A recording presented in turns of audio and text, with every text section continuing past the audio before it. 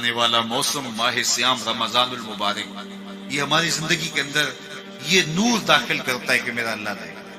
کڑکتی دھوپ، برستی گرمی، زباں کانٹا، ہونٹ خشک، گلا خشک، دروازہ مکفل، ٹھنڈا پانی دستیاب، لیکن ایک گھونٹ بھی حلق سے نیچے نہیں اتارتے کہ میرا اللہ دیکھ رہا ہے۔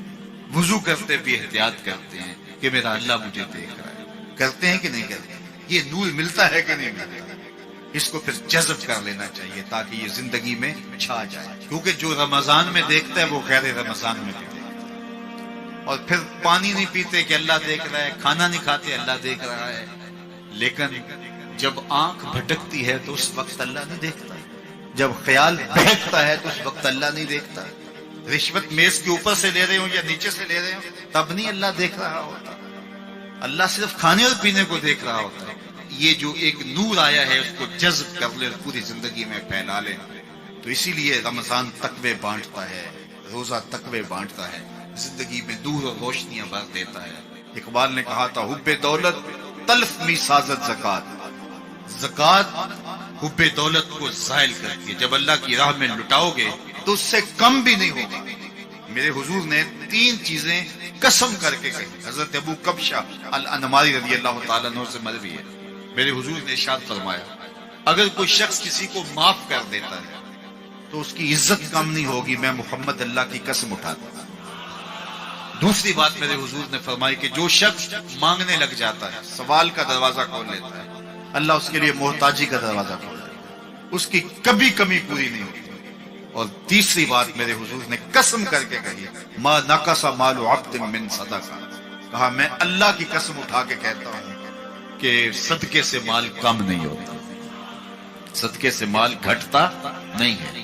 تو ایک تو مال بھی نہیں گھٹے گا، یہ ضمانت کس کی ہے؟ میری نہیں ہے، یہ رسول اللہ کی ضمانت ہے۔ ایک تو مال بھی کم نہیں ہوگا، اور دوسرا یہ ہے کہ حب دولت ختم ہوگا۔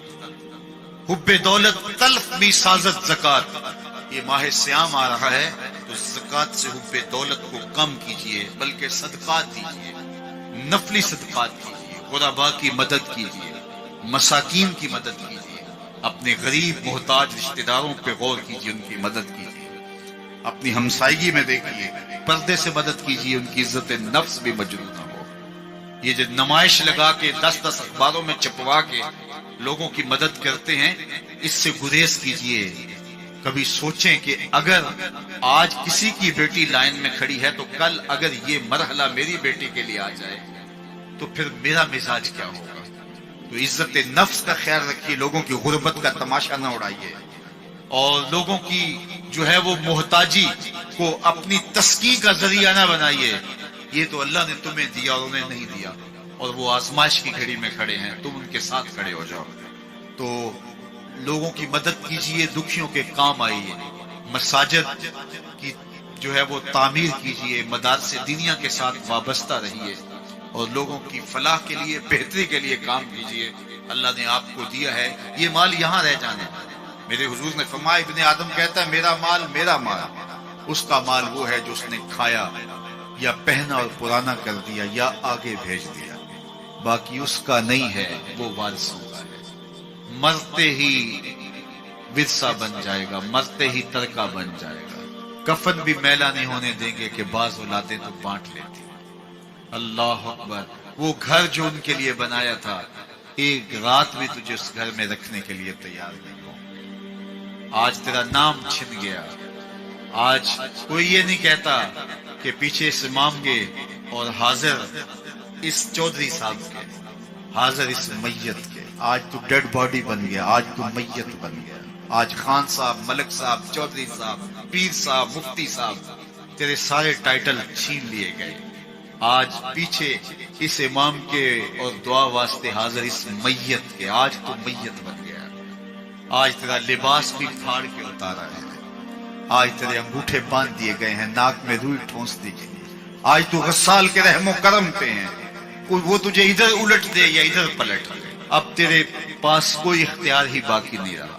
میاں صاحب بولے جاندی واری ڈرونا بنے ہو تے ہاتھ نہ لاندے ڈرتے۔ آج اولاد بھی دور ہے، پوتے اور پوتیاں بھی ڈرتی ہیں، جاندی واری ڈرونا بنے ہو تے ہاتھ نہ لاندے ڈر دے جنہ لئی تو پاپ کمائے اج کتھے نہیں تیرے کر دے۔ آج سارے چلے گئے تو آج اپنے ہاتھ سے اپنی زندگی کو سنوارنے کے عمل کی طرف بڑھیں اور راہ خدا میں خرچ کریں، دکھیوں مجبوروں اور لاچاروں کے کام آئیں۔ اللہ آپ کی مدد کرے گا اور حب دنیا کم ہوگی۔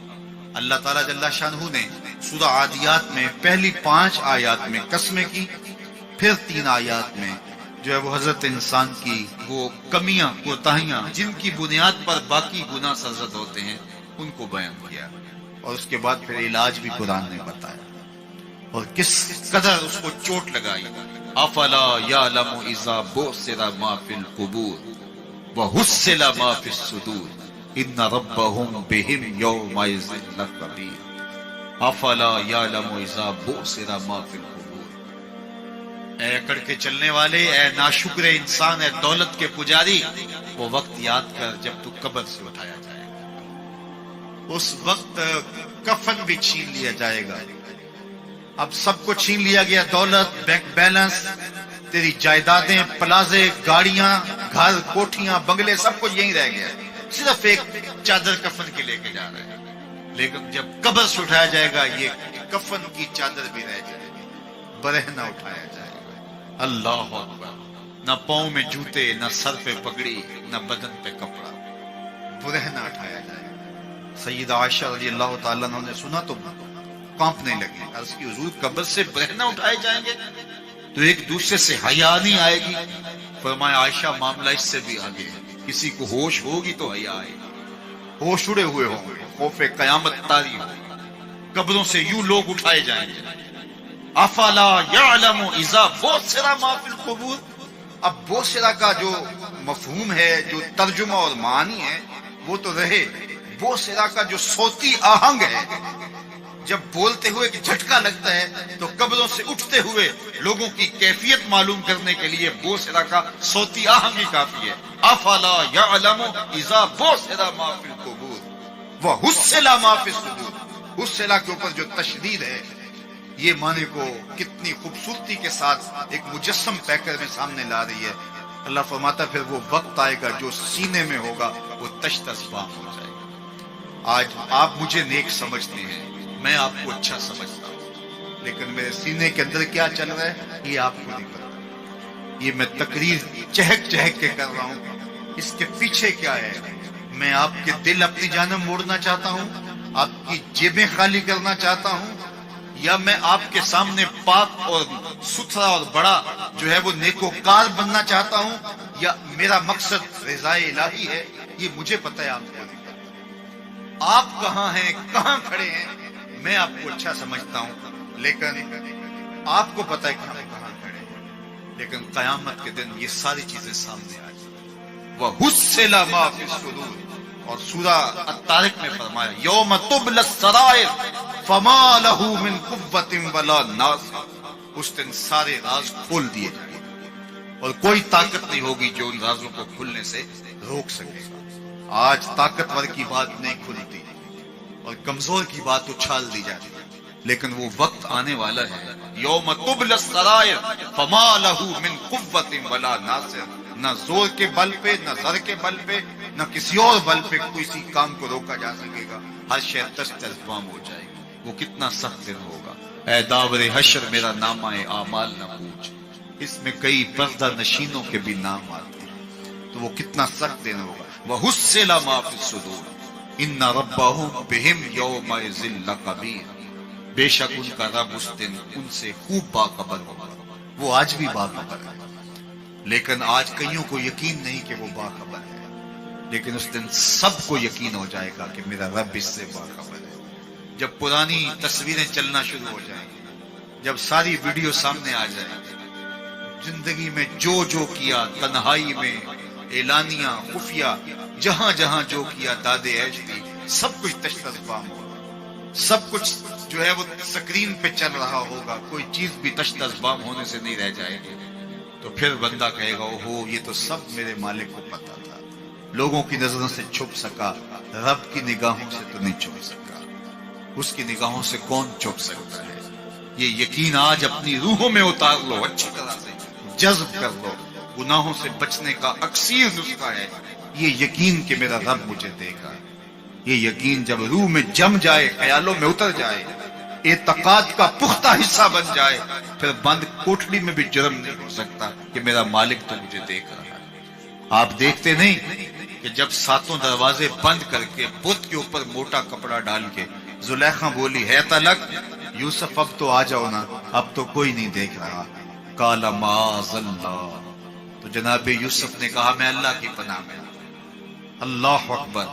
تو دروازے بند کر کے لوگوں کی نظروں سے چھپ گئی ہے اور بے نور آنکھیں رکھنے والے اس پتھر کے بت سے بھی حیا کرتی ہے اور اس پہ بھی پردہ ڈال لیا ہے. جب تو اس جھوٹے خدا سے حیا کرتی ہے، میں سچے خدا سے حیا کیوں نہ کروں جو ساتویں کوٹھڑی میں بھی دیکھتا ہے.